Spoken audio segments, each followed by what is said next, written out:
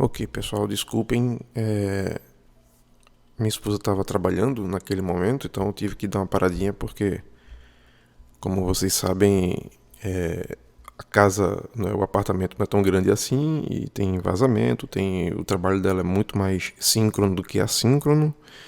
Ela estava ensaiando lá o coro dela. Eu moro num prédio, inclusive, que tem muitos músicos.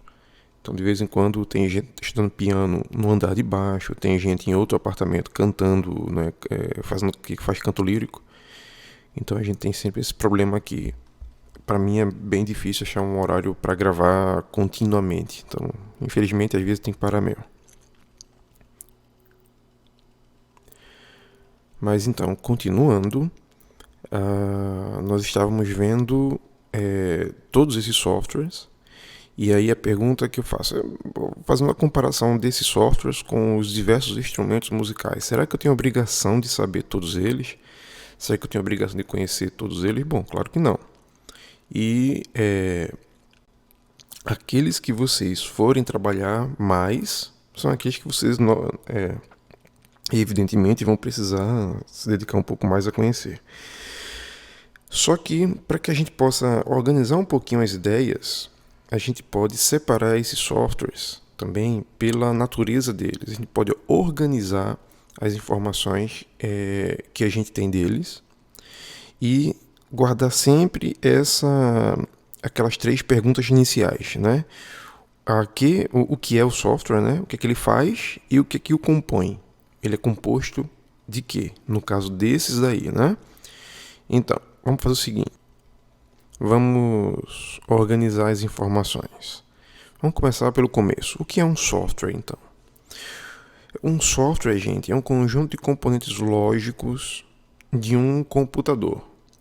O computador tem 2 partes, né? Ou qualquer computador tem uma parte física e tem uma parte não física. Essa parte não física a gente também chama de lógica. Então, um software é a parte lógica de um computador, né? Você precisa de um componente físico para que ele possa estar alimentado de energia e tudo mais, para que ele possa permitir que o software faça seu trabalho. Mas o trabalho mais importante, de fato, está com o software, porque é ele que manipula, ele que movimenta as informações que a gente precisa, tá certo? E o que é que caracteriza um software? Um software é caracterizado por um sequenciamento composto por uma entrada ou uma captação de dados, por um processamento desses dados captados e por uma saída desses dados. Então, para que a gente considere algum componente lógico como um software, ele tem que ter um local onde você vai colocar dados nele, né, quaisquer dados. Ele também tem que ter alguma coisa que faça com que esses dados possam sofrer algum tipo de processamento. E esses dados têm que ser os dados processados têm que ter uma saída. A saída pode ser, por exemplo, na impressora. Você pode imprimir os dados que você processou. Quando você pega um editor de texto, por exemplo, você coloca os dados através de um dispositivo de entrada que é o teclado. Você vai escrevendo seu texto, né? Quando você escreve, você pode salvá-lo, você pode modificá-lo. Isso a gente vai chamar de processamento desses dados. E a saída é justamente quando eu estou imprimindo, posso imprimir esse texto. Mas uma saída não é somente a impressora do texto. Por exemplo, quando você está vendo esses dados numa tela, isso também é uma saída. Isso porque o computador não precisa que você veja a tela dele. Quem precisa somos nós, né? Mas o computador pode fazer o trabalho dele sem que você sequer veja o que está acontecendo. Agora, como nós precisamos, a gente utiliza esse recurso que é a tela, né? A tela do computador é um dispositivo de saída, né? Eu posso também fazer como uma saída um arquivo. Esse arquivo pode ser uma planilha, pode ser um arquivo de áudio, pode ser um vídeo, mas tudo isso são coisas que a gente pega em um software, a gente processa e ele devolve para a gente, tá certo? E o que é que um software então faz? Tipicamente um software faz rotinas. O software é ideal para quando a gente tem tarefas ou a gente faz coisas repetidamente. Então, se todos os dias, por exemplo, você afina um instrumento, um violão, eu posso eu posso criar um software que faça isso, que me ajude a fazer isso, melhor dizendo. Se toda vez eu tenho que passar por um processo de adaptar meu ouvido às cordas, né, do violão para poder afinar, eu posso muito bem pegar um microfone, ligar no computador, tocar o violão e ele me dizer quando é que a corda está afinada e quando não está. Então isso é uma rotina, né? Por exemplo. Então temos diversas outras. No tempo todo nós estamos nos deparando, nós estamos convivendo com rotinas. E tipicamente um software serve para isso. O nome que se dá a uma rotina é também autômatos. Daí o nome automático. Quando a gente automatiza algo, a gente está criando rotinas, né? Por exemplo, digamos que toda vez que você liga o seu computador, você já vai direto no Facebook. Você pode programar, inclusive, o seu computador para ele fazer isso. Quando você ligar o computador, ele já entrar no Facebook. Ou na sua rede social, ou no seu e-mail, entendeu? Então, as rotinas, quando a gente identifica uma rotina no nosso dia a dia, é comum que a gente queira pegar essa rotina e deixá-la de uma maneira que a gente tenha que fazer cada vez menos procedimentos. Ou seja, que ela fique cada vez mais fácil para a gente. Então, isso é automatizar. Isso também é possível, por exemplo, num software de áudio. Vamos imaginar que você está fazendo uma mixagem e no meio da sua mixagem você quer que a mesa de som de um determinado canal, um canal de um dos instrumentos, você quer que o instrumento tal esteja na metade do volume que ele vai estar no início. Então você pode automatizar, você pode dizer para o computador, eu vou querer que nesse momento X, esse instrumento Y esteja nesse volume Z. Pronto, você diz isso para o computador e ele vai fazer. Toda vez que acontecer um fenômeno ou uma situação como aquela que você descreveu, ele vai fazer a mesma coisa. Então isso é que é automatizar, né? Os autômatos, por exemplo, são responsáveis por boa parte daquilo que a gente chama de Revolução Industrial 4.0, que a gente vai falar no finzinho do semestre. Na verdade, eu vou colocar as aulas para vocês, provavelmente não vai dar tempo de gravar essas aulas durante o nosso semestre, mas ninguém vai sair no prejuízo. Eu vou deixar o material todo para vocês no canal, tá certo? Para que vocês possam assistir, ter acesso e tal. Mas é isso, a chamada quarta revolução industrial, que a gente está passando por ela, inclusive, nesse momento, ela é caracterizada pelo aumento dos autômatos, ou seja, das automações, né? Que é o que muita gente acha que está tirando o emprego de um bocado de gente. A gente analisa isso depois, lá para frente. Bom, mas de uma maneira geral, a gente já viu que é um software. E agora a gente sabe que os softwares, em geral, eles têm isso. Essa característica dele ontológica, o que caracteriza os softwares ontologicamente, é isso que a gente falou agora. E agora chegou a hora da gente fazer o segundo passo, que são as associações. Não é isso? Vamos lá, vamos ver um mapa mental da ontologia dos softwares. Eu já preparei aqui um mapa mental que eu fiz para vocês, né, mostrando com o meu software, o MindMaple. Pronto, pessoal, eu espero que todo mundo esteja conseguindo ver. Da mesma forma que eu fiz com os instrumentos musicais, eu vou tentar fazer aqui também com a ontologia dos softwares, tá certo? Eu coloquei dentro da área de trabalho do MindMaple, eu coloquei um retângulo amarelo no centro, onde está escrito Ontologia Softwares.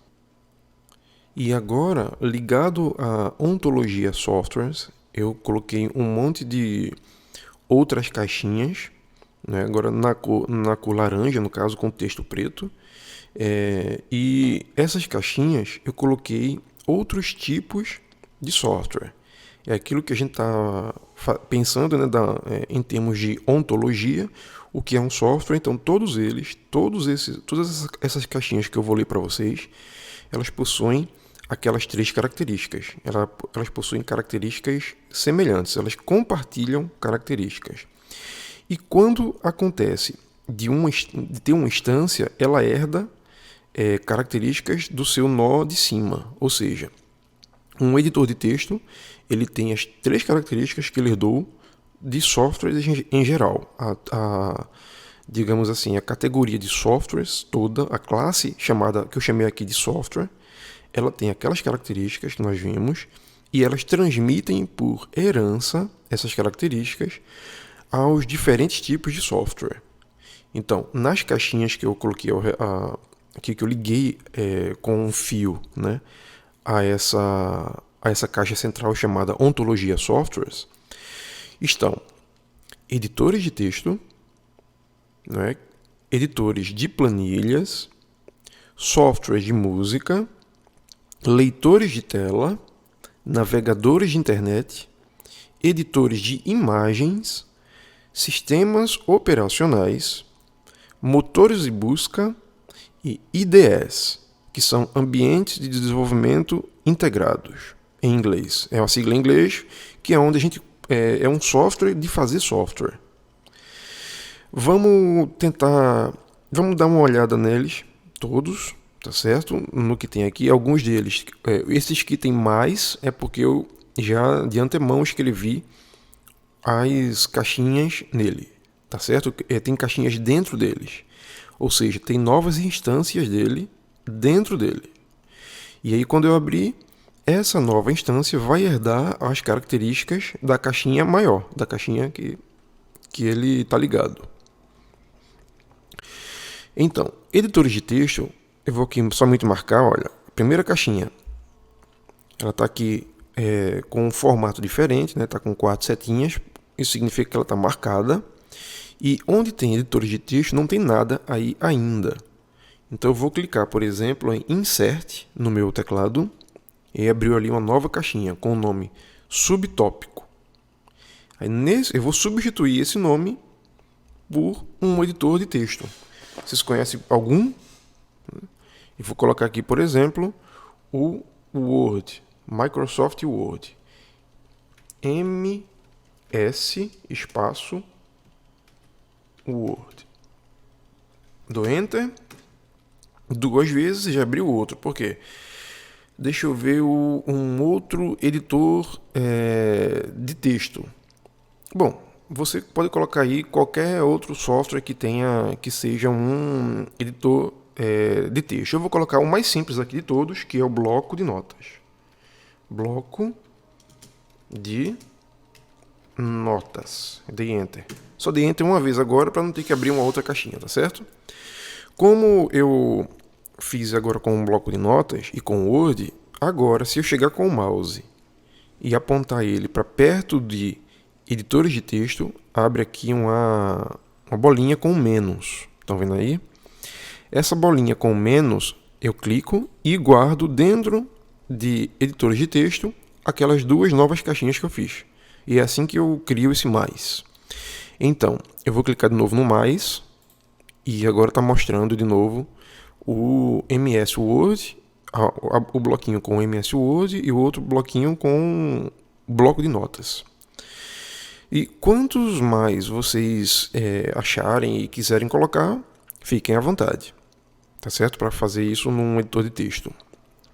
Agora, editores de planilhas. Eu não vou colocar nada aqui para ganhar um pouquinho de tempo, tá certo? Mas, por exemplo, a gente pode pensar no Microsoft Excel, que também, digo de passagem, não é o único. Tem diversos outros. Eu vou deixar software de música, que é o outro quadradinho por último. E vamos pensar aqui agora leitores de tela. Softwares de leitores de tela. Eu vou clicar aqui no mais. Pronto. Aqui eu já coloquei de antemão 5 softwares que servem para ler tela, né, para pessoas que têm cegueira, que têm baixa visão. Então, eu coloquei aqui, olha, o NVDA, que eu não sei, eu acho que é o software até que a Amanda usa, não tenho certeza. Eu coloquei o Orca, o JAWS, o DOSVox e o Virtual Vision. Todos eles, esses 5, eles têm em comum uma característica, né? Ler em tela. Então tá aí, ó, a característica que está de cima dele, né? Ou seja, o nó principal, ou como você quiser chamar, a gente pode chamar isso daqui de nó principal, esse bloquinho que está com o nome leitor de tela, não é? E cada uma dessas aí são as instâncias, são suas instâncias mais diretas, né? Um software o mais concreto possível seria o NVDA de Amanda, por exemplo. Aí a gente partiu da ontologia, né? Ontologicamente falando, do mais abstrato que são um software, o que é um software, até chegar num software que a Amanda manipula, que a Amanda trabalha com ele. Então, a gente tem aí um processo, uma sequência ontológica. Eu vou fechar e vou apertar no menos aqui, ó, clicar aqui nesse menos, só para poder guardar de novo esses 5 leitores, para poder ficar menor o espaço. E vamos agora ver navegadores de internet.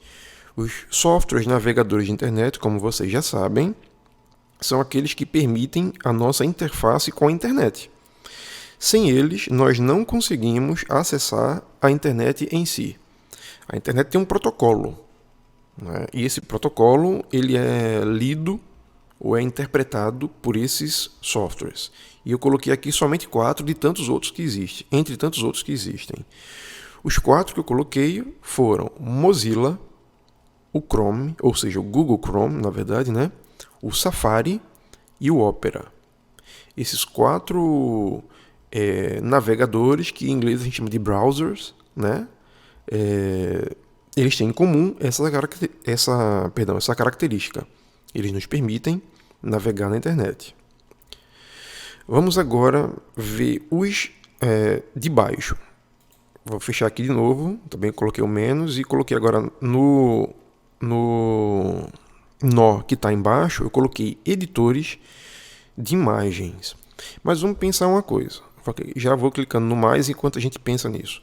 Editores de imagem eu poderia colocar já os softwares diretamente.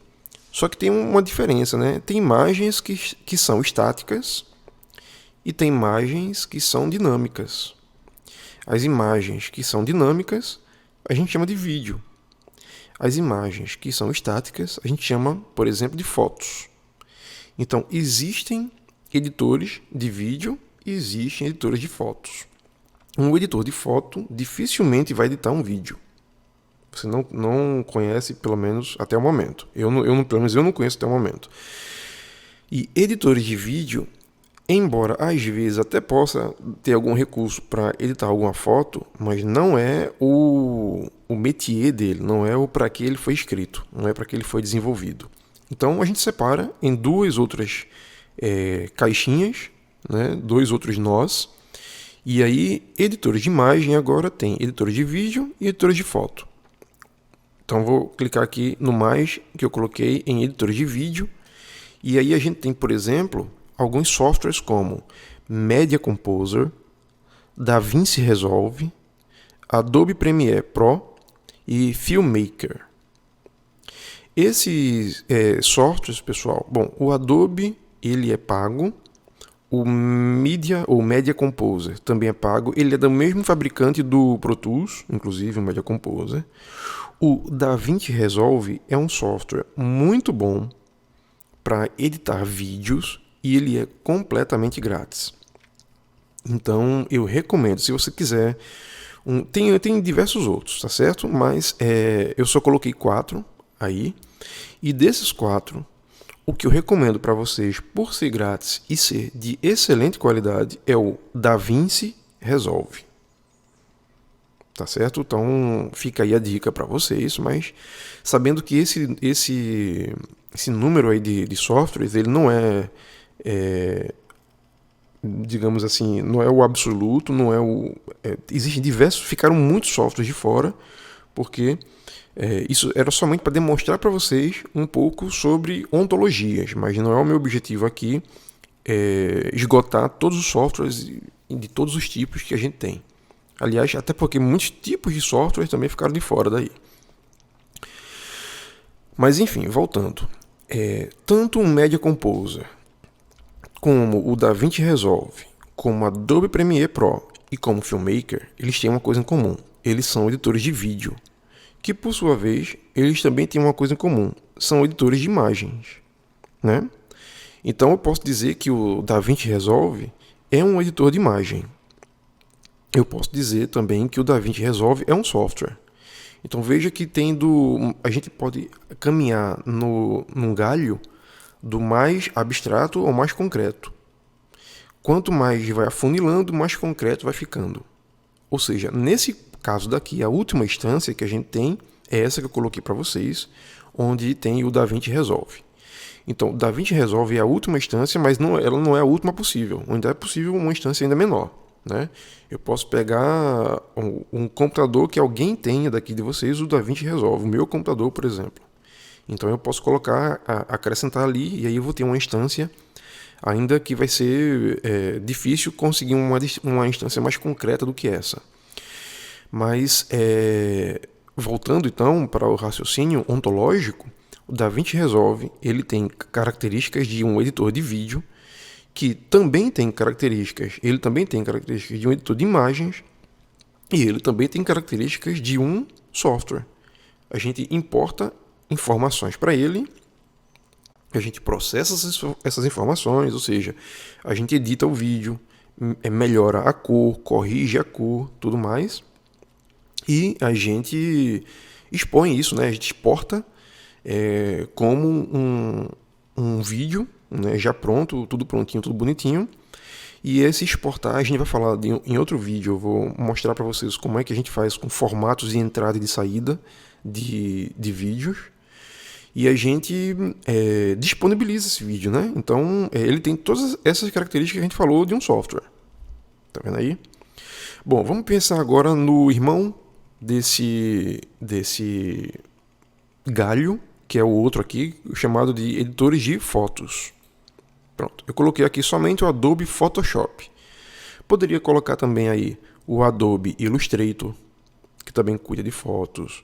Eu poderia colocar aquele que é do Windows. Esqueci agora o Paint, acho que é o Paint, né? Editor de fotos existem muitos, mas muitos. E você pode usar o que você quiser, né? Se você, quando for trabalhar com fotos, enfim, né? Como eu estou falando para vocês. Aqui a gente não vai trabalhar com um software específico, nem eu vou dar aula de nenhum software específico. Agora, é interessante que você já saiba que as características entre eles são herdadas.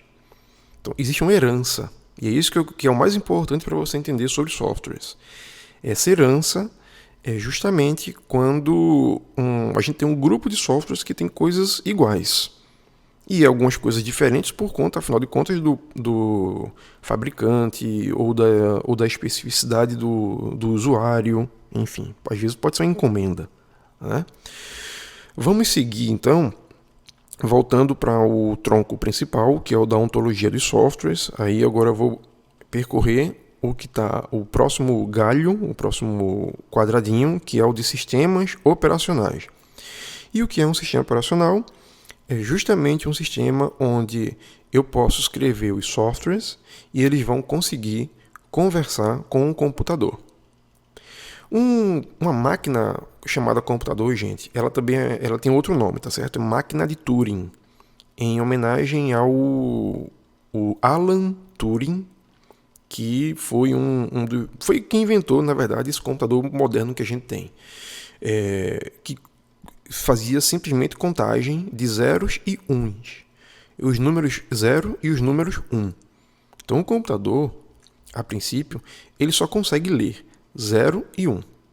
Então todas as mensagens que você manda para ele, você tem que saber traduzir essa mensagem em formatos de sequências de números zeros e uns nas mais diferentes formas, e o computador entende aquilo.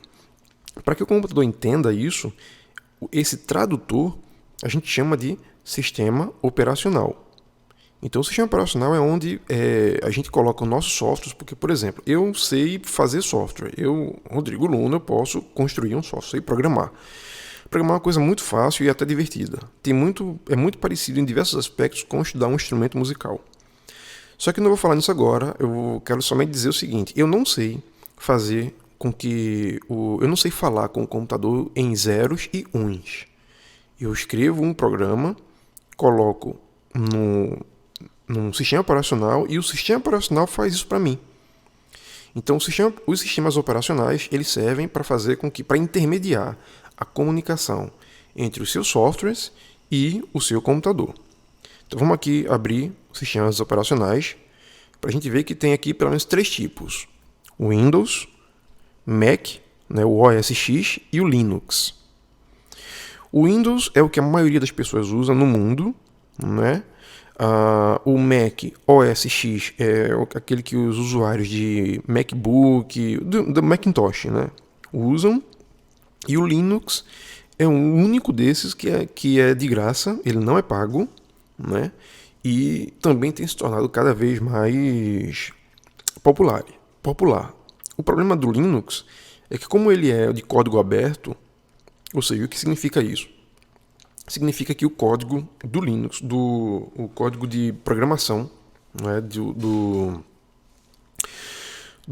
ambiente, né, do sistema operacional Linux, ele pode ser programável por qualquer pessoa. Então, eu, por exemplo, que sei programar, eu posso chegar lá e fazer um programa, eu posso, na verdade, fazer uma função que nenhum sistema operacional tenha, mas eu quero ter, então eu posso fazer isso no meu Linux, se eu quiser, né? E isso que faz com que ele seja também de graça. Ele é código aberto, ele é de graça porque as pessoas que vão fazendo o Linux e vão melhorando são pessoas que aceitam trabalhar de graça, e elas dão uma contribuição, e aí vem outra pessoa dá outra contribuição. É um modelo colaborativo, né?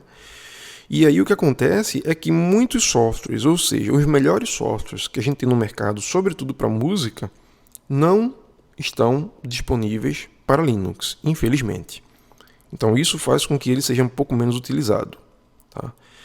E de longe, muito longe, o Windows é o mais utilizado, porque tudo que é software é feito para o Windows. A gente tem aí um monopólio, na verdade agora um oligopólio dos sistemas operacionais, né? Que é justamente da Microsoft e da Macintosh. Mas com isso vocês entendem mais ou menos o que é um sistema operacional.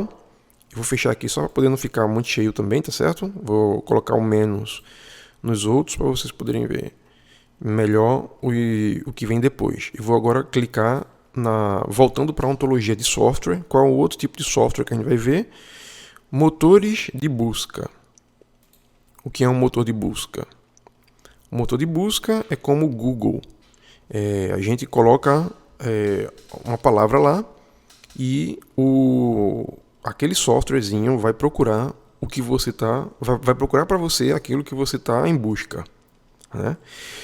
Existem motores de busca que são acadêmicos e existem motores de busca que são gerais.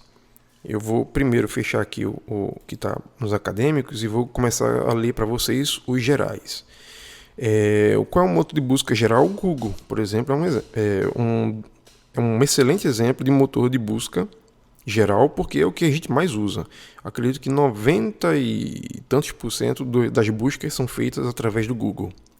Mas ele, por incrível que pareça, não é o único motor de busca. Também temos o Yahoo. Você pode colocar lá uma palavra e o Yahoo vai achar para você sites, vai achar bibliotecas e tudo mais. Também tem o Bing, que é uma empresa chinesa e como a China, somente na China, tem mais gente tem 20% quase da população mundial, né? Então imagine que o Bing é bastante utilizado também. O Google, talvez a maior concorrente do Google hoje é o Bing. Mas é isso, o Bing é um motor de busca geral que é popular na China, tá? E eu coloquei somente esses 3, mas nada impede que tenha outros, e na verdade até tem. Só que eu lembro que, por exemplo, tinha um chamado Alta Vista. Eu não sei se ainda tem, eu nunca mais dei uma olhada nessas coisas, mas existem outros motores de busca, tá certo? Então, quando a gente vai buscar alguma coisa, a gente está usando um software, motor de busca. E os de busca acadêmica, que esse aqui nos interessa em particular, porque todos vocês vão fazer em algum momento da vida uma pesquisa, um TCC ou algo desse tipo. E aí eu coloquei os motores de busca acadêmicos que estão ao nosso redor. Por exemplo, IEEE é um motor de busca específico para tecnologia. Digamos assim, o banco lá, quando a gente tem um motor de busca, a gente tem na outra ponta um chamado repositório. O repositório é o local onde a gente guarda aquelas informações em bancos de dados e o motor de busca vai justamente acessar esse banco de dados, né? O motor do IEEE, ele é voltado primordialmente para projetos, para pesquisa, para tudo mais que a gente encontra sobre tecnologias. Depois dele vem o Cielo. O Cielo é o que a gente tem, por exemplo, na página da biblioteca da UFPE. Então, se você quiser buscar no banco de dados do Cielo, por exemplo, deixa eu ver aqui, revistas da ABEM, revistas da Ampom, revistas específicas de qualquer outra área, você vai encontrar no Cielo, no banco de dados da Cielo. Então aí você vai usar o navegador, na verdade o motor de busca deles, né? A CAPES também tem o próprio motor de busca deles. A CAPES, que você já deve saber, né, é quem financia pesquisa, né? No Brasil, praticamente a gente tem dois grandes grupos de fomentos de pesquisa, né? E um deles é a CAPES. Então, você procura na CAPES projetos de pesquisa, as próprias pesquisas, os resultados, e você vai no site da CAPES e coloca lá uma palavra. Quando a gente coloca essa palavra, você está buscando, na verdade, um motor de busca, né? Também a UFPE tem o próprio motor de busca dela, que é com relação às teses e dissertações e também dos TCCs de vocês, que a gente produz, que todo mundo produz, todo professor, todo aluno, todo agente de pesquisa na UFPE produz esse material e ele é disponibilizado na biblioteca. A biblioteca transforma isso em dados e joga nesse buscador, nesse motor de busca. Então, buscador é o mesmo nome para motor de busca. E a UFPE tem um próprio. É só isso que eu queria mostrar para vocês. Então, eis aqui mais um, né, tipo de softwares que a gente tem. Também tem os IDEs. Esses são menos populares para vocês, com certeza, mas, por exemplo, quando a gente trabalha com programação de computadores, a gente tem o objetivo de fazer com que o computador obedeça uma ordem nossa, né? E eu posso querer que essa ordem seja feita eu preciso de uma linguagem para poder dizer essa ordem para ele. É claro que o IDE vai traduzir, mas a maneira como nós construímos uma linguagem também faz toda a diferença, né? Tem algumas linguagens que são visuais. Você pega elementos e monta mais ou menos um quebra-cabeça como Lego, e aí você constrói o seu próprio software. Mas outras linguagens não são visuais assim. É o caso, por exemplo, do Java. Não sei se você já ouviu falar em programação em Java. Também existe programação em Visual C, ou C Sharp, ou C++, ou Python.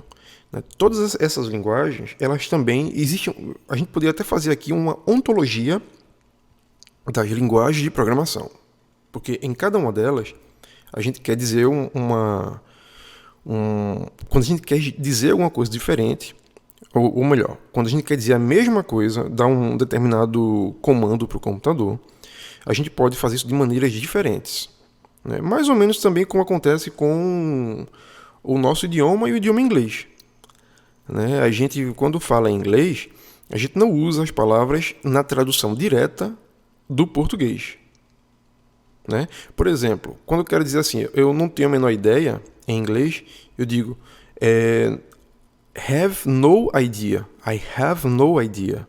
Eu tenho não ideia. se a gente fosse traduzir ao pé da letra. Enquanto em português a gente diz eu não tenho ideia. Então essas diferençazinhas, elas fazem parte da nossa linguagem, da mesma forma que acontece com a linguagem de programação. Então para cada linguagem de programação existem IDEs, desculpa o trocadilho, mas IDEs ideais. Então eu estou mostrando para vocês aqui pelo menos 3.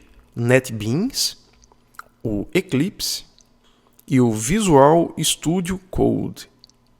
Então todos esses são IDEs, são lugares onde a gente senta para poder escrever códigos, linhas de comando. Tá certo? Então isso daí é quem vai trabalhar com programação, quem quer fazer um dia um software de música, por exemplo, vai ter que estudar esse negócio daí para poder aprender a linguagem, alguma linguagem, para poder criar um software de música. Tá? Então o IDE pra gente é um ambiente de desenvolvimento de softwares. Então a entrada são meus comandos e a saída já é o próprio software. E por fim, mas não menos importante, a gente vai se debruçar agora sobre, vou até fechar aqui esse do texto do Word, porque a gente vai se debruçar sobre softwares de música. Então vou abrir aqui, ó. Pronto. Eita, que já tem 5. Quando eu voltei para a ontologia de softwares, aí eu coloquei software de música depois, e quando eu abri software de música, já tem 5 etiquetas importantes para a gente. Eu coloquei ali DAWs, ou seja, D-A-W, com o S de plural mesmo, então DAWs. Depois vem arranjadores, depois vem programação e performance, depois vem plugins, e por último, notação e edição. Então, vamos pensar em cada um deles. Os softwares a gente organiza a partir daquilo que a gente quer deles. Quando eu quero criar uma mixagem, uma gravação, por exemplo, quero fazer uma gravação multipistas. O que é uma gravação multipista? É uma gravação onde eu pego vários instrumentos diferentes e misturo tudo numa faixa só final, porque eu quero que ela saia no final. Então isso aí é uma multipista. Uma gravação não multipista é quando você pega, por exemplo, um gravador desses de entrevista e vai gravar uma entrevista de alguém. Então aquela gravação é mono, muitas vezes. Ou mesmo que ela seja estéreo, e eu explico já já o que é isso tudo. Não hoje, mas na próxima aula já. Mas isso daí é uma gravação mais simples, né? Uma gravação de uma só pista. Uma gravação multipista, geralmente a gente utiliza com diversos instrumentos musicais. Então, tenho arranjadores também. Só voltando. DAW significa Digital Audio Workstation, que, numa tradução direta, eu poderia chamar de estação de trabalho de áudio digital. Estação de trabalho de áudio digital. Tá certo? Então, tem um monte deles ali. Tem outro tipo de software chamado arranjadores, que são softwares que me ajudam para dar aula, porque eu posso colocar lá diversas sequências de música. Eu posso colocar, por exemplo, se eu vou treinar jazz, eu posso colocar lá os acordes de uma música do Real Book e ele vai tocar para mim, e aí eu vou poder fazer uma análise harmônica. Eu posso também, com os arranjadores, tocar junto com o que ele estiver tocando. Então eu ponho lá um arranjador, por exemplo, o Band na Box, que é o mais famoso. Ele está tocando lá But Not For Me, um blues, na verdade um standard de jazz. Aí eu estou lá tocando com o meu contrabaixo, enquanto ele está lá tocando a bateria. Ou então eu posso fazer o contrário, eu posso deixar mudo a bateria dele e tocar só, e deixo todos os outros instrumentos e vou treinar junto com ele a bateria, né? Então é um tipo de software, são um conjunto de softwares que nos ajudam a estudar nosso instrumento, né? Estudar também, dar aula também, porque eu posso usar isso até para visualmente a gente ver, a gente colocar o braço de guitarra, o braço do violão, o braço do bandolim, o braço do teclado, na verdade a imagem do teclado. Então o aluno pode ver isso, tá? Então facilita até mesmo para dar aula à distância. E também posso testar neles o meu próprio arranjo, da minha composição. eu fiz uma música popular, eu quero testar para ver se vai dar certo e não sei, digamos que eu não seja uma pessoa muito habilidosa com harmonia, eu posso colocar lá a harmonia, ele toca para mim, eu digo se eu vou gostar ou se não vou. Ou se eu vou corrigindo as coisas, enfim. Isso é um conjunto de softwares bastante útil. Depois desse, eu coloquei um outro grupo de softwares que são os de programação e performance. Por quê? Porque um DAW, ele é tipicamente para gravação. Mas às vezes a gente quer um software que nos ajude a tocar algo em tempo real. Eu vou colocar para vocês no grupo, na página lá do Classroom, um link com um vídeo do YouTube que eu achei de uma menina tocando, um adolescente, final da adolescência eu acho, mas ela está tocando um monte de instrumentos musicais, fazendo uma produção toda baseada em looping, e ela está fazendo isso em tempo real. Então às vezes você quer ir para o palco e você quer levar uma programação para o palco. Você programou você quer que o seu computador, na verdade, que a sua pedaleira toque em determinado momento, ou seja, você está fazendo uma automação. Você quer que em determinado momento da música, com tantos segundos, as 3 pedaleiras que você tem, elas acionem ao mesmo tempo, sem você precisar pisar no pedal. Pronto, você pode fazer isso. Então, isso daí está no campo da programação. E aí você pode usar softwares que façam isso, e esses softwares estão contidos nesta tag, né? Nesse selinho aí, tá certo? Outros softwares também são plugins. E o que são plugins? São softwares que eles fazem somente uma coisa bem específica. Por quê? Por que somente uma coisa? Qual é a diferença para os demais? É porque os demais fazem muitas coisas. E um plugin tipicamente faz somente uma coisa. Então, digamos que eu quero afinar uma pessoa que vai gravar a voz em tempo real. Eu posso usar um plugin para isso. Eu posso afinar esse plugin é como se fosse um plugin mesmo. É um software que roda dentro de outros softwares. Se você comprar um plugin, se você pagar para um plugin, comprar e colocar no seu computador, provavelmente você vai ficar frustrado se não tiver um DAW ou se não tiver os outros softwares. Mas se você tiver, por exemplo, o Pro Tools ou o Logic instalados no seu computador, quando você instala um plugin, ele vai ser enxergado, ou seja, os outros softwares vão conseguir enxergar o seu plugin. E você pode compartilhar esse mesmo plugin com todos os seus softwares grandes. Então, um plugin é uma coisa muito boa, né? Porque eles custam muito barato. Normalmente eles são, em relação a por exemplo, só para vocês terem uma ideia, um Pro Tools custa, eu acho que hoje, mais de R$2.000. Enquanto um plugin pode custar R$20, R$30, né? E um Pro Tools, normalmente hoje em dia ele vem vazio. Ele vem com um monte de capacidades, mas ele vem vazio de plugins. E você pode baixar muitos plugins que são grátis também, tá? É bom dizer isso. Você vai começar uma caminhada de procura de plugins para as mais diversas coisas.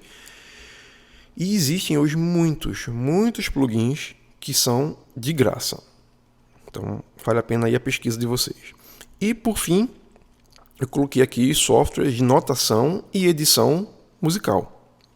Então, aí, por exemplo, a família que tem Finale, tem um bocado de outras coisas. Isso aí não precisa explicar para vocês, né? Vocês já conhecem, que são os softwares onde a gente escreve música, onde escreve partitura. Tá? Então, vamos tentar aqui analisar, organizar cada uma dessas coisas aqui, daqueles softwares que eu mostrei para vocês antes, que eu li, antes de interromper a aula. Eu coloquei todos eles aqui.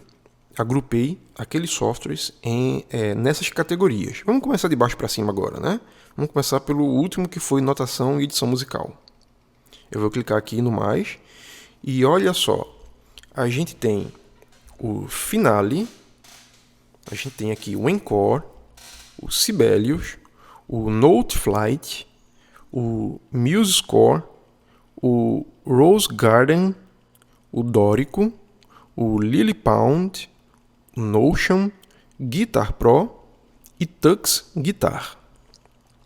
Esses aí Todos esses softwares servem para fazer notação musical, gente. Então imagina se eu fosse ensinar para vocês todos eles em um semestre. Seria impossível, né? Em um curso inteiro seria impossível.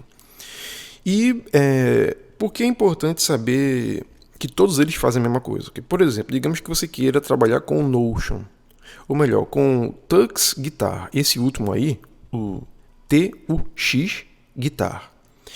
Esse software, ele é grátis. Ele é um editor de partitura completamente grátis e ele roda no Linux. Lembra que eu falei agora há pouco do Linux, né? O sistema operacional.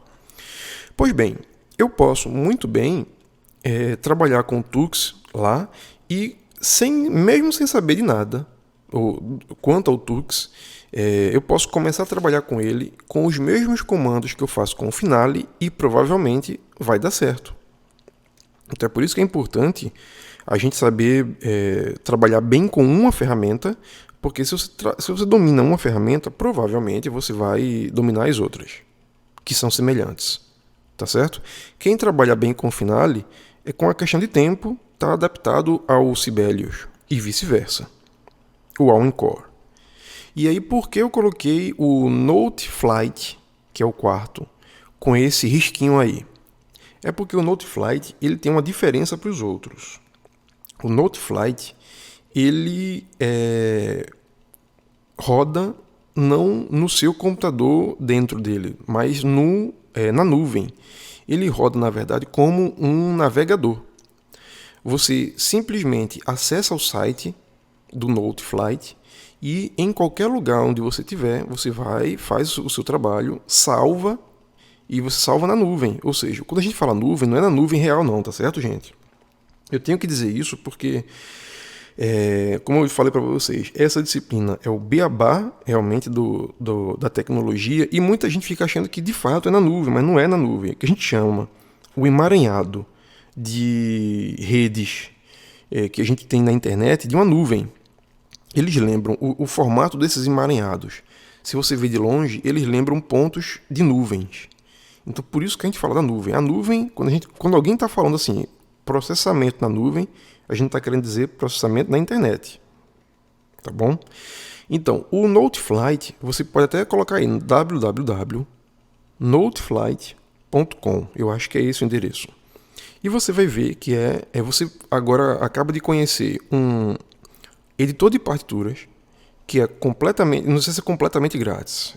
Essa é a minha dúvida. Eu sei que ele tem, o cadastro é grátis e você faz muita coisa nele grátis. Mas eu não sei se todos os recursos dele são grátis. Em outra aula, eu vou falar sobre essa coisa de softwares grátis e softwares pagos, para a gente poder também entender um pouquinho sobre planos de negócio, modelos de negócio. Tá certo? Mas não é hoje não. Por hoje eu quero somente que você saiba que esse software ele roda num site e você não compra o aplicativo e salva e instala no seu computador. Você roda ele na internet. Você tem que ter internet e tem que ter o cadastro dele. Então, ele tem todos eles esses softwares aí, eles compartilham, como eu falei para vocês, as mesmas características de serem de notação e de edição. Agora, é claro que, como uma instância independente, cada um deles pode ter coisas a mais que outros e coisas a menos também, né? O Finale eu uso muito porque, como eu já falei para vocês, duas razões, né? A primeira delas é porque eu já estou acostumado com o Finale há muito tempo, então já trabalho com ele. E a segunda razão é porque eu já tenho uma licença paga, que é eterna. Eu não vou precisar nunca na minha vida, a menos que eu queira fazer atualizações e tal, eu não preciso estar pagando pelo Finale, muito menos eu vou precisar usar alguma coisa pirata, né? Eu já tenho o meu que está pago, mas o Finale eu acredito que nem é exatamente o melhor. Ele pode até ser mais completo para um monte de coisas. E quando a gente também trabalha com esses softwares assim, pessoal, tem algumas outras coisas que também são importantes. O que é que faz a gente escolher um ou outro? Além dessas coisas, no meu caso, essas coisas mais voltadas para pontos, digamos assim, pessoais, Tem a questão de que alguns deles trabalham melhor com a parte de impressão. A impressão, por exemplo, do Finale ou a impressão do Sibelius é melhor do que a dos outros. Se eu vou imprimir uma página, se eu vou querer fazer uma edição para um livro, talvez eu queira usar um desses. Já outros são melhores com o aspecto de trabalhar com MIDI. Então pode ser que um outro possa executar para você muito melhor um MIDI.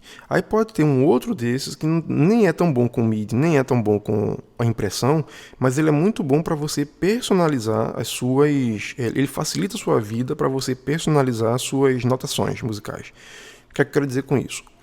Com a música contemporânea, né, a música que a gente vive nos dias de hoje, é muito comum que o compositor queira fazer uma notação completamente nova, completamente sua.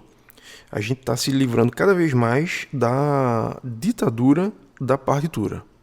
Então o compositor chega, ou a compositora, chegam para o músico ou a musicista e diz assim, olha, eu vou querer que você faça assim, assim, assado. E dá um exemplo, né? Ele, sei lá, faz uma legenda na partitura. E essa legenda, toda vez que aparecer na sua parte, na parte que a pessoa vai tocar, a pessoa já sabe. Então, às vezes, eles têm... isso é uma ferramenta gráfica, na verdade. E pode ser que você queira um software desses que não seja tão bom com o Finale, você não precisa... não seja tão bom com MIDI, talvez você não precise. Também não seja tão bom com impressão, porque você não vai querer imprimir nada, mas você quer um que seja o melhor com ferramentas gráficas. Aí você vai para outro. Então, é assim que a gente vai fazendo para poder escolher. Inclusive, desses aí, muitos são grátis. Não é somente o Tux Guitar. Eu tenho quase certeza que o Lily Pound também é grátis. Eu acho que o Notion é grátis também, tá certo? Então tem diversos aí que são grátis. Então, cabe a você dar uma olhadinha depois. Se você quiser escolher um editor, você elege seus critérios e escolhe e fica com ele. Eu acho importante você não ficar mudando muito para poder, como a gente falou desde o início, dominar uma ferramenta, tá certo? Então, bom, é isso que eu queria dizer para vocês quanto aos editores de partitura, né? Editores e softwares de notação musical. Ah, sim, mas tem uma coisa que eu queria chamar a atenção. Vejam só, a gente está falando de ontologia, e eu acabei de dizer para vocês que, ontologicamente, uma instância herda características de outras, né?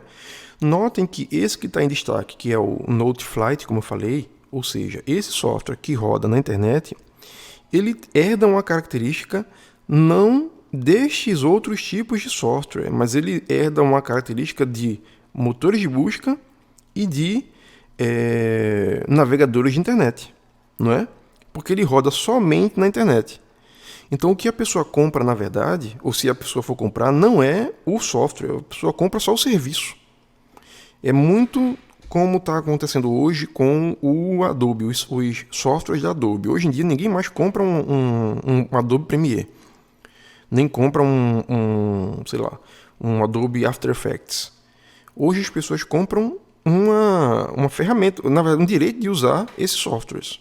Então, a tecnologia também tem a ver com a maneira da gente fazer as coisas. E esse é o ponto que eu queria trazer.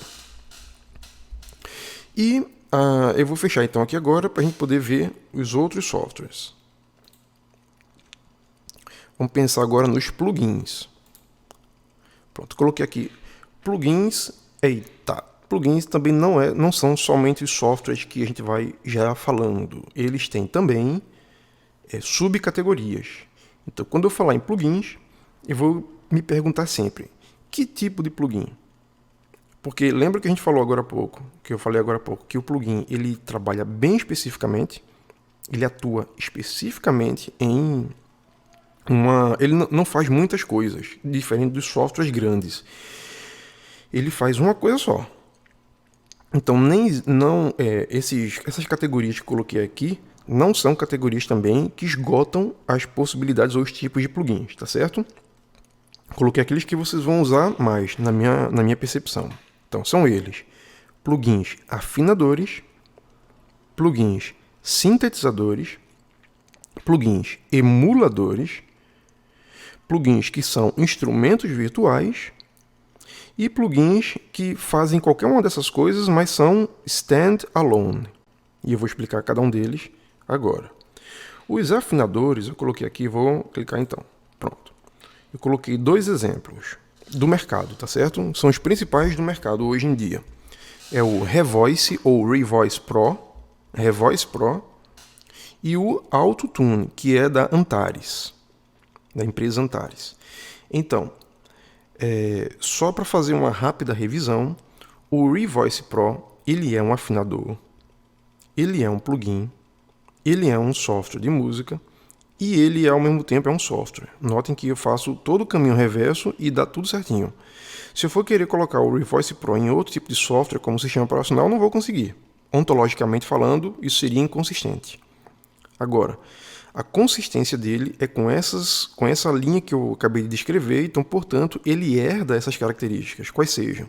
Se ele é um afinador, ele vai trabalhar nas frequências e na afinação em tempo real ou em processamento. Não precisa ser em tempo real, nesse caso. Aliás, eu acho que o Revoice nem trabalha em tempo real. O Auto-Tune trabalha. Então, tá aí mais um exemplo de diferença entre os dois. Não são baratos, né? São caros, os dois porque são de fábricas famosas e fazem coisas com afinação assim, espantosas, né? Mas um deles é especialista em fazer em tempo real. O outro deles é especialista em fazer em processamento. Então, talvez, se você um dia quiser ter um grande estúdio, um estúdio profissional, talvez você queira ter não somente um, mas os dois. Então, eles são afinadores, então eles herdam essa característica, eles afinam. Mas eles também herdam a outra característica anterior, que eles são plugins. Eles fazem poucas coisas, eles só fazem isso. Apesar de serem caros, específicos, porque eles são muito eficientes, mas eles só fazem isso. E também eles herdam uma outra característica, são softwares de música, eles não servem para fazer edição de texto, não servem para outra coisa nenhuma. E também a gente pode ver que é consistente com eles são ontologicamente consistentes com o fato de serem um software, porque eles têm uma entrada, têm um processamento e têm uma saída. E qual é a entrada? A entrada é áudio. Eu pego o meu áudio e coloco para que entre neles, no plugin. Eu tenho que fazer com que isso que a gente chama de sinal, a gente vai chamar daqui para frente de sinal, o sinal de áudio entre no plugin, que o plugin processe para ficar na afinação que eu quero e que ele me devolva esse áudio para o próprio software que ele está trabalhando, né? Ou seja, nós não precisamos ter acesso pegado nesse áudio, não precisa sair como um arquivo, nada disso. Eu pego um plugin, ligo dentro do meu software, do meu DAW, por exemplo. Quando vou gravar no DAW, já mando para ele já faz o processamento, já devolve a saída dele para o próprio DAW. Então, quando eu tenho o resultado que está na pista que eu estou gravando, já está tudo certinho, tudo bonitinho. Tá? Então, é mais uma característica que a gente tem aqui no caso dos afinadores. Tá certo? Afinadores são os plugins mais fáceis da gente identificar. Vamos agora pensar um pouquinho sobre os sintetizadores. Bom, gente, sintetizadores eu coloquei aqui 2, o Iris e o Reason. E o que são plugins sintetizadores? Eles, como o nome diz, eu posso pegar um som e transformar este som em outro som. A síntese é uma ciência bem vasta, bem completa, síntese sonora, eu estou dizendo, tá certo? A gente vai voltar a falar sobre isso quando falar, e muito por cima, muito por alto, quando a gente tiver em técnicas de gravação. Mas o que é que a síntese faz? Ela pega um som e transforma para parecer com outro ou para descaracterizar esse som. Então, vocês já ouviram falar nos grandes sintetizadores do passado, né? O Moog, o DX7 da Yamaha, são teclados que eles tinham sons que eram timbres diferentes dos instrumentos acústicos e que eram instrumentos e sons muito legais. Alguns desses sons, eles imitavam os sons reais, mas nunca a gente conseguiu, através de síntese, uma imitação muito boa do som real. Porque o som real não tem somente aquela questão das frequências ou da faixa de frequências que a gente trabalha. Tem um monte de outros sons que fazem com que sua mente entenda que um som é real, porque ele tem sujeira de som mesmo. Por exemplo, um saxofone, a gente pode até imitar o som do sax, mas é difícil imitar um som do sax junto com o som do chaveamento do instrumentista quando ele está tocando. Ou então com as vazões de ar quando as pessoas estão soprando. Né? Esse conjunto de sons é que caracterizam para a gente, para nossa mente, o saxofone perfeito. Então você pode fazer até imitação de sons com os sintetizadores. Mas no nosso caso aqui, esses aqui, na verdade, eles são mais próprios, eles são melhor utilizados com música eletroacústica. Quando você quer criar um som do nada. Eu posso chegar no meu show e criar um timbre inédito. Eu posso querer utilizar um timbre inédito em alguma... ou no meu show, ou num filme... sei lá, numa trilha de um filme que eu quero fazer, ou de um comercial, onde você empregar música, você pode querer criar seu próprio som. E isso é possível através de plugins sintetizadores. E aqui a gente tem dois deles, o Iris e o Reason.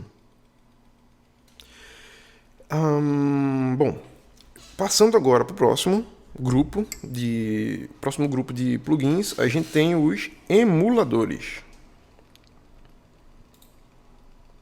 Eu vou só diminuir aqui, eu vou fechar os sintetizadores e os afinadores para não confundir, porque são muitos os tipos, né? E o que são, gente? Os emuladores. Emular é como se fosse imitar um processo.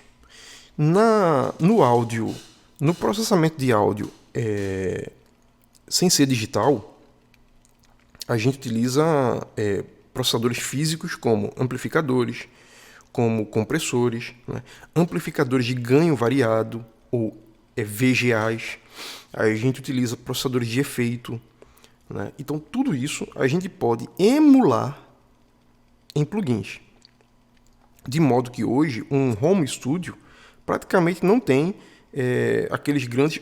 primeiro, a gente economiza muita energia, porque cada um daqueles equipamentos consome uma energia assim, indizível, incrível. Tá certo? Então, você usa um emulador por exemplo, de compressão, e você evita ter um espaço danado na sua sala ou no seu quarto onde você está fazendo sua gravação, né, porque aquilo é grande, ocupa espaço. Você economiza energia e você tem um efeito muito parecido e às vezes até melhor do que aqueles que são antigos e são físicos. Então, os plugins emuladores, eles vieram para baratear enormemente o custo de um estúdio. Tá certo? Entre eles, os emuladores mais famosos, eu coloquei já aí direto. Eu poderia ter colocado, antes de colocar esses emuladores, eu poderia ter colocado diversas categorias. Antes de colocar esses emuladores, eu poderia ter colocado as diversas categorias deles. Como, por exemplo, compressores, redutores, noise gate, amplificadores de ganho variável, delay, reverb ou algo do tipo, processadores de efeito e tal. Mas eu coloquei já os fabricantes para ganhar um tempinho, tá certo? Porque essa aula já está enorme, a aula com certeza vai ficar uma das maiores do semestre. Então, uma aula que, inclusive, porque ela seria dividida em 2 vezes se tivéssemos no regime presencial. Então, quais são os mais famosos? E eu coloco aí de propósito para você poder ir no site de cada um deles e conhecer os fabricantes, tá certo? Sound Toys, eles fazem um monte de emuladores de processamento de efeito, a gente utiliza muito isso no cinema, tá? É padrão de mercado.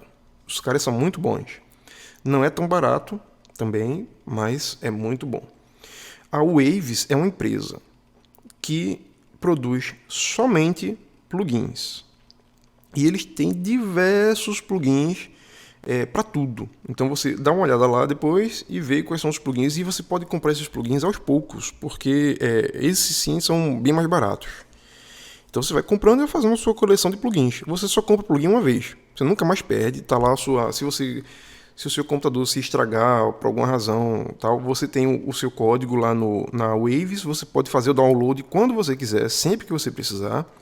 Agora, só vai conseguir usar em um computador que é o que tem a sua chave. Depois você entende isso daí, lá na frente. Também entre os emuladores eu coloquei o Nectar. E o que é que esse plugin faz? Esse plugin ele é fantástico para fazer mixagem de voz. Porque voz é um capítulo à parte no processamento de áudio. Porque ela tem uma banda dinâmica bem diferente dos outros instrumentos. A captação é bem diferente também. Existem diversas maneiras de você colocar a voz, ou seja, a voz é um dos mais complexos momentos numa mixagem. Não é tão simples. E esse daí, o plugin Nectar, que é de uma empresa chamada Isotope, ele permite que, através de inteligência artificial, olha só, você consiga já deixar você faz o processamento inicial da voz. Ele analisa a voz, analisa a gravação com a voz, com o espectro, e ele já coloca o nível ideal para começar. O nível que eu falo é o volume dele. Depois ele coloca o reverb, a compressão, a equalização, e isso tudo é sugestão. Você pode depois mexer nesses parâmetros e modificar conforme você queira. Mas ele faz um trabalho inicial e é muito bom. Eu acho assim um dos melhores que a gente tem no mercado, tá certo? O Nectar. O Neutron é um outro plugin emulador de mixagem dos outros instrumentos. Enquanto, digamos assim, o Neutron é um Nectar, só que para os outros instrumentos. Então você usa o Neutron, coloca todos os instrumentos numa mesa de som que você gravou, todos eles em 0 dB, e aí você coloca em cada uma das pistas uma instância, aí a palavra aparecendo mais uma vez, uma instância do Neutron, e aí você chega na parte central da mesa de som, vocês vão entender isso lá na frente, no canal chamado Master, o canal principal, e você diz para o Neutron, eu quero que você analise a minha música e me dê uma sugestão de primeira levantada. A primeira levantada é quando a gente começa a fazer os volumes dos instrumentos para ficar equalizado. Aí ele pergunta para você, por exemplo, qual é o instrumento que você quer que fique mais na frente, ou quais os instrumentos, qual é o instrumento que você quer que fique mais atrás. Aí você diz isso para ele e ele vai analisar e vai te dar um resultado. E depois você só vai ajustar esse resultado. É também muito bom. É o Neutron. Tá? O Evented e o Acusonus também são plugins de emuladores. Eles também têm processadores de efeito, processadores de reverb, processadores de delay, enfim. Então esses aí são todos ou pelo menos os principais que o mercado utiliza. As universidades nos Estados Unidos utilizam, a Berklee College of Music, por exemplo, a famosa Berklee College of Music, utiliza, ele recomenda muitos desses. A Inglaterra também utiliza bastante. A Inglaterra é o local no mundo mais avançado em termos de produção musical, né? Da indústria da produção musical. Os Estados Unidos têm mais dinheiro, sem dúvida alguma, mas quem pesquisa melhor e tudo ainda é a Inglaterra. Então eles utilizam também, aliás, muitas dessas empresas são inglesas, então aí fica para vocês darem uma olhada. Vamos agora para os instrumentos virtuais.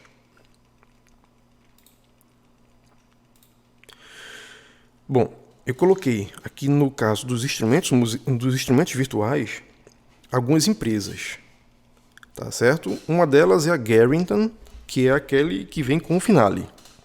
Quando você compra o Finale, ele já vem com o banco de samples, né, do Garrington. Pronto. A gente está falando, quando fala em instrumentos virtuais, como eu já coloquei, aliás, em outra aula, instrumentos sampleados, ou simplesmente samples.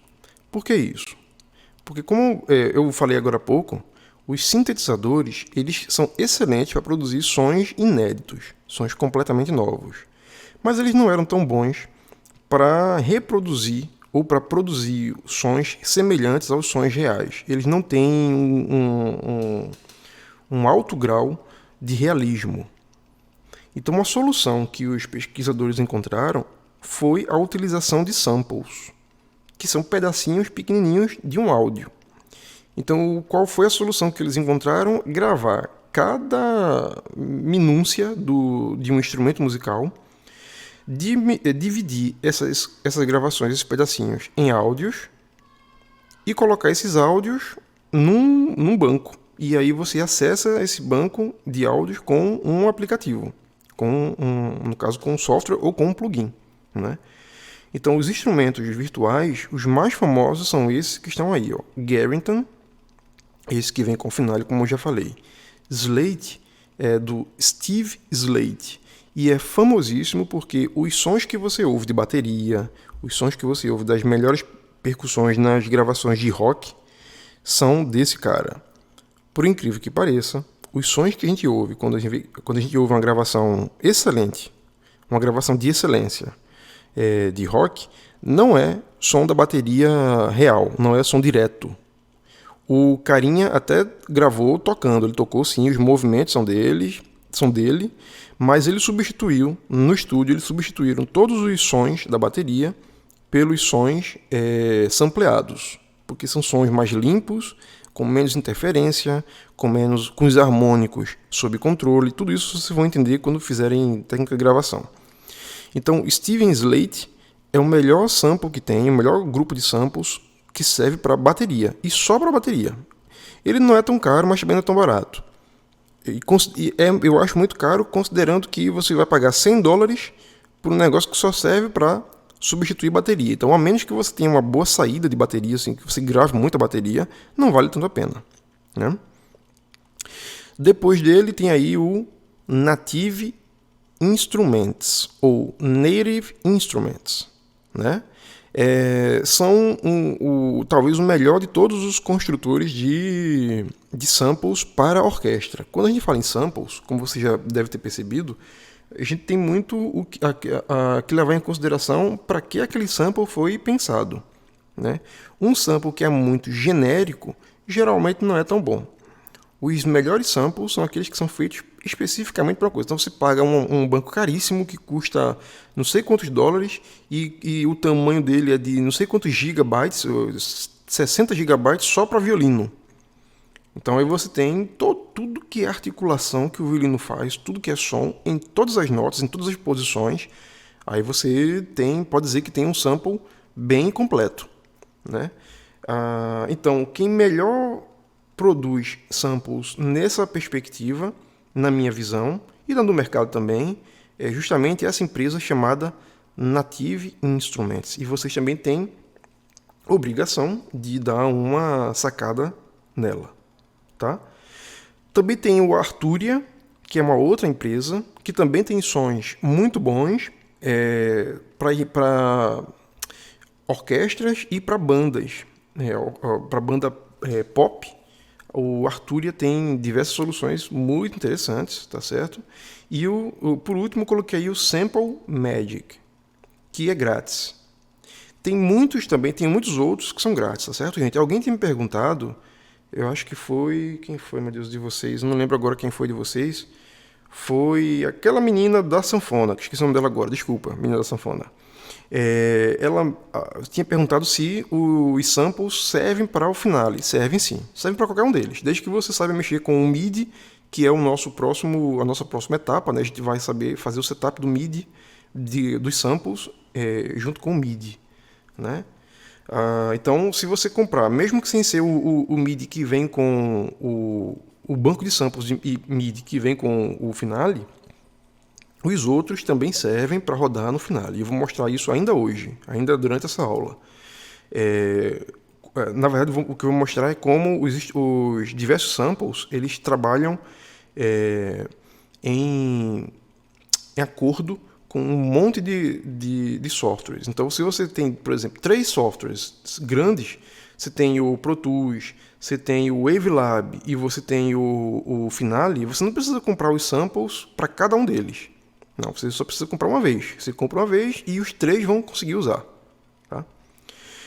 Mas enfim, agora a gente fecha então essa parte dos plugins com os stand-alone. E aí o que é que significa isso? É que tem alguns plugins que eles não são tão pequenininhos para serem considerados somente plugins, porque um plugin pequenininho, tipicamente, por exemplo, vou dar um exemplo para vocês, esses da Waves. Você não vai conseguir, se você comprar um plugin hoje da Waves sem ter nenhum software para poder acomodá-lo, você vai se frustrar, porque não vai conseguir usar o seu plugin. Agora, se você tem um plugin, por exemplo, o Aria Player. Vou colocar aqui. Abrir aqui. Pronto. Aria Player é esse plugin que vem com o Finale. E é nele que aparece um teclado embaixo, que a gente pode mudar os sons e tal. E esse teclado a gente liga através de um cabo MIDI no seu próprio teclado, e você pode mexer com ele. Quando mexe nele, mexe no seu teclado, mexe nele, né?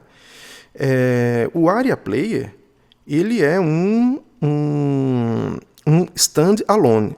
Por quê? Porque ele consegue trabalhar, inclusive, sozinho. Eu posso pegar eu posso só comprar o Garrington e baixar grátis o Aria, porque o Aria é grátis. E aí eu posso usar no meu teclado e tocar em casa, por exemplo, o meu teclado. E quando eu estou tocando o meu teclado, está aparecendo os sons, eu estou ouvindo os sons do meu banco de samples. E da mesma forma, eu posso chegar e fechar esse aplicativo, e depois eu vou trabalhar no Finale ou então no Pro Tools.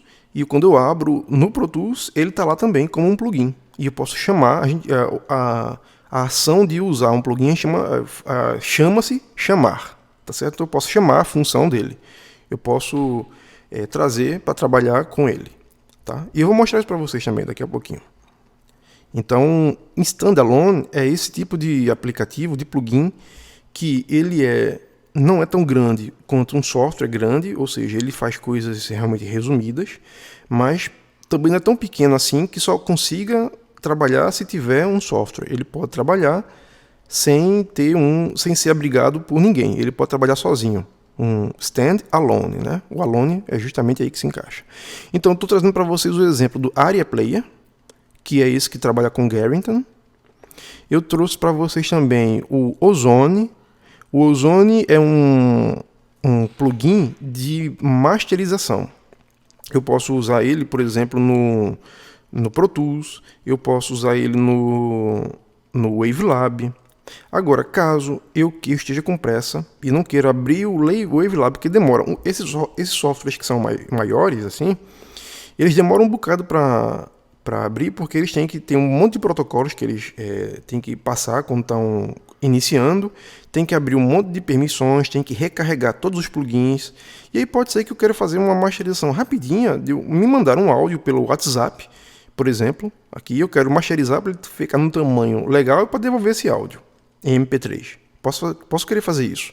Aí eu vou lá, clico no standalone do Ozone, importo esse áudio para o Ozone, masterizo rapidinho, dou um clique lá, ele já fez, e exporto do Ozone com outro nome, já com ele certinho, e mando para a pessoa. Então, standalone é por isso. Então, além dele, nós temos também o Melodyne. O Melodyne é famoso, né? O Melodyne é um software que é quase um DAW também, porque ele é muito grande. Pronto.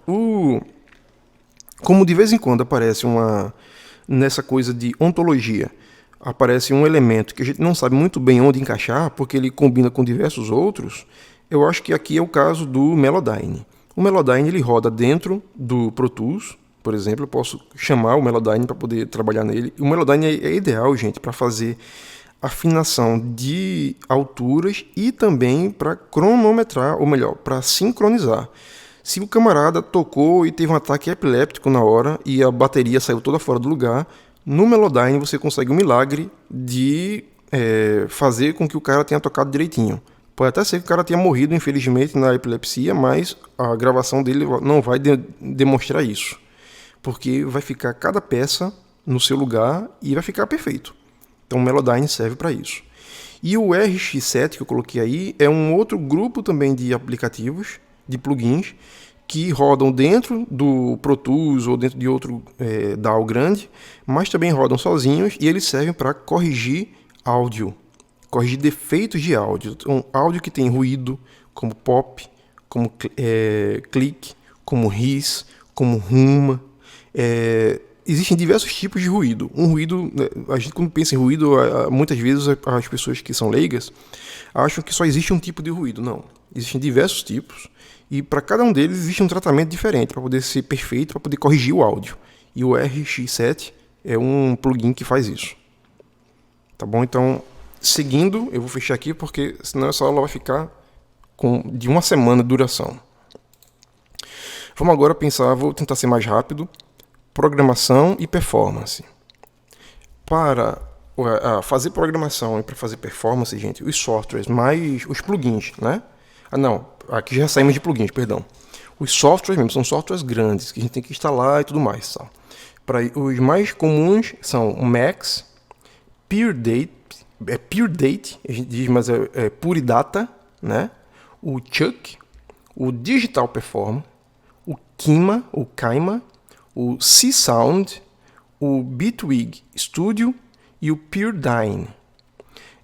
O PureDate, muitos deles são, na verdade, grátis, tá certo? E esses softwares, eles servem, como eu falei, para a gente fazer, além de programação, ou seja, eu quero programar como é que vai ser o percurso do som que eu vou produzir. Eu vou tocar no meu teclado, eu quero que ele passe por um processador tal, depois outro tal, e se eu estiver tocando com um som forte, eu quero que ele vá para um caminho. Se eu estiver com um som fraco, eu quero que ele vá para outro caminho. Ele vai obedecer direitinho. Então, isso me dá muitas possibilidades para performance com tecnologia musical.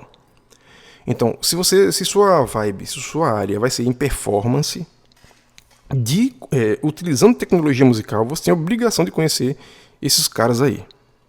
Tá certo? O C-Sound, só para fazer o destaque, lembra que eu falei de uma linguagem de programação chamada C? Pronto.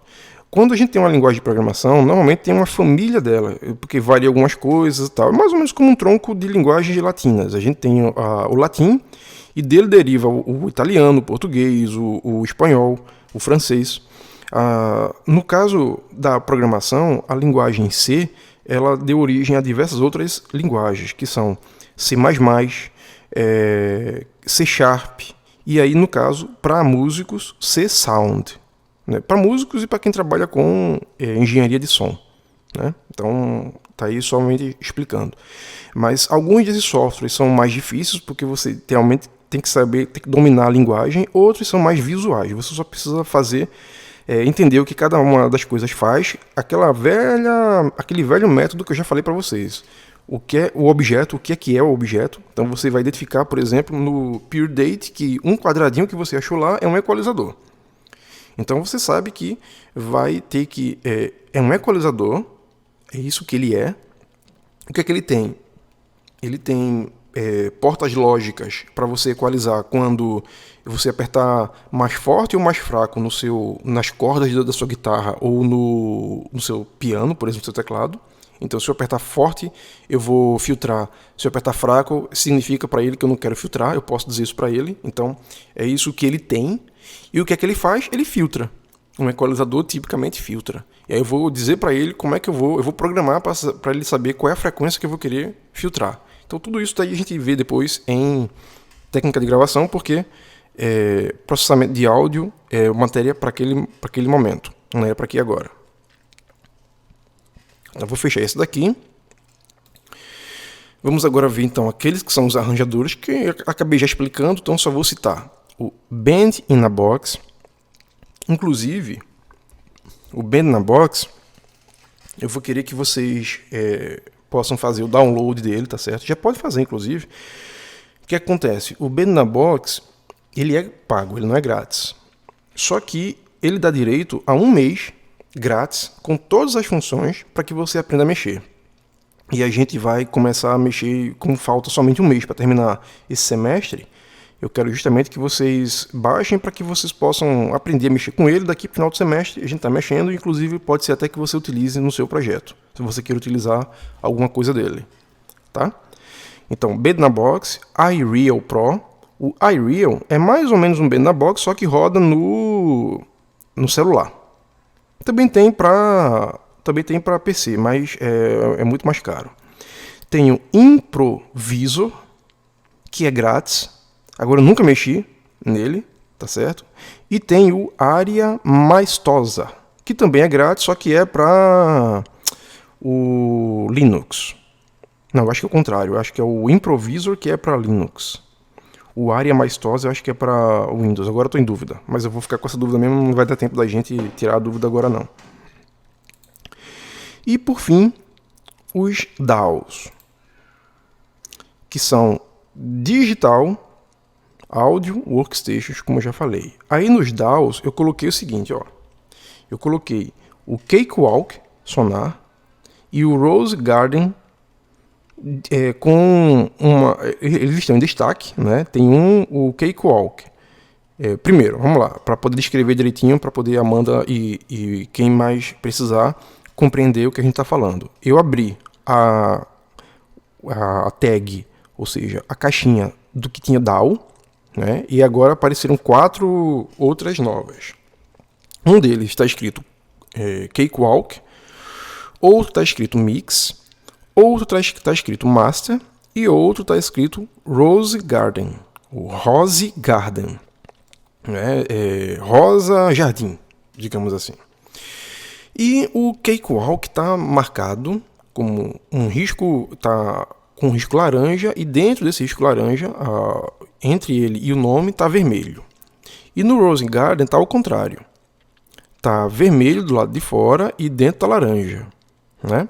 Mas notem que isso é uma complementação. Eu coloquei isso daqui para eu entender que o Cakewalk ele serve como, ele faz o mesmo que o Rose Garden, só que eles se complementam, na verdade. O Cakewalk Sonar ele faz sequenciamento MIDI e faz gravação também multipista.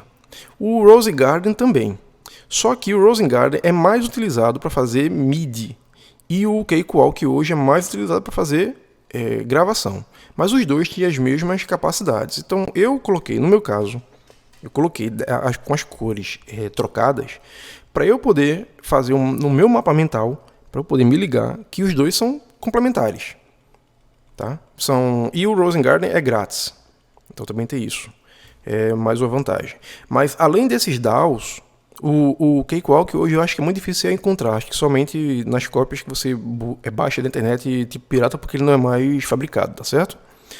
Mas um DAW também pode ser específico para fazer mixagem e um para fazer masterização. Então vamos ver aqui primeiro o de master. Só para explicar rapidamente, a mixagem é o processo. Uma produção musical inteira, ela tem a pré-produção, que é quando você está compondo, fazendo arranjo, pensando como é que vai ser o arranjo. Tem a produção propriamente dita, que é quando você vai captar e fazer a gravação, né? E essa parte da produção, ela envolve a captação com microfone, ou então com linha, ou então com MIDI. Depois disso vem a mixagem, que é onde você mistura todos os sons. E por último, a masterização, onde você vai fazer um som final que seja harmonioso entre si, que tenha um tamanho grande para ser ouvido em qualquer aparelho de som e tal. Então, o master, quais são os DAWs que são específicos para fazer master? Coloquei aqui SoundForge e Wavelab. São os dois mais famosos. Então, eles não servem, na verdade, para fazer gravação multipista. Não vai funcionar bem se você quiser fazer uma gravação com eles e gravar diversos instrumentos ao mesmo tempo. Tá? Eles não servem para isso. Eles servem para que quando você tiver toda a sua gravação, você coloca a gravação, acabou a mixagem com todas as pistas, digamos que você tem 500 pistas. Então você junta todas elas em uma pista só, que vai ser estéreo, ou seja, vai ter um lado left, um lado right, vai ter uma pista com dois sentidos, e aí você manda esse arquivo para o master, para o SoundForge ou para o Wavelab, e aí eles vão fazer a masterização para você. Ou melhor, você vai fazer a masterização neles, porque eles não fazem nada sozinho não, também não. Não são tão automatizados assim. Então, esses aqui são os de master. E os de mix? Aí tem um monte. Olha só. Os DAWs famosos para fazer mixagem. A Audacity, que é grátis e é o que vocês vão baixar, eu já falei, né? Eu quero que vocês baixem esse daí. Tem o Pro Tools, que particularmente é o que eu mais uso. Tem o Ableton, Acid Pro, Adobe Audition, Logic Pro, Cubase, Fruit Loops Studio ou FL Studio, Anvil Studio, Ardour, GarageBand, Mixcraft, LMMS, Nuendo, Reaper, Traction Waveform e Samplitude. Esses aqui são somente alguns. Então vocês podem imaginar, já dá para você ver claramente que os DAWs são os softwares de música mais populares da indústria. As pessoas que produzem software produzem mais DAWs. Por quê? Porque é o que a gente usa no dia a dia. Esses softwares são os mais utilizados de fato. Tá? Muitos deles são grátis. O Audacity ele tem uma vantagem e uma desvantagem. A vantagem dele é que ele é em português. Então, se você não sabe inglês, ele vai te ajudar bastante. A desvantagem dele é que ele é em português. Então, se você não sabe inglês, ele não vai te ajudar a aprender inglês em nada. Né? Então, eu recomendo que você pegue um grátis, mesmo que seja grátis, mas que seja dos outros. Qual é o grátis que eu gosto daqui, que eu acho legal? É o Reaper, tá certo? REAPER. Esse daí eu acho bacana, ele dá para fazer um monte de coisa e tal. Agora, se você quiser ter um estúdio um dia profissional, provavelmente você vai querer ter um Pro Tools ou um Logic Pro, que são os do mercado, são os principais. Tá? E também está ganhando muito espaço o Fruit Loops. Só que muitos deles, gente, eu também poderia ter feito isso, eu acabei não fazendo. Eu poderia separar aí esse de mix em mais duas categorias, um de looping e outro de não de looping, porque tem alguns deles que trabalham muito com loops. O que é um loop? É um som que se repete diversas vezes, o que lembra muito um ostinato. Só que no caso é um pedacinho de áudio. E a gente vai falar um pouquinho mais sobre isso quando eu falar com vocês sobre áudio. Tá certo? Vai ser conversa para 2 aulas, daqui a 2 aulas. Mas é isso. Esses aqui já dão conta de você saber tudo que existe no mercado, ou os principais softwares que existem no mercado, que funcionam como DAW. Tá certo? Eu acho que eu vou ter que fechar essa aula e abrir um outro vídeo, porque senão vai ficar muito grande até para colocar no YouTube, que é um inferno. Então, a gente se vê dentro de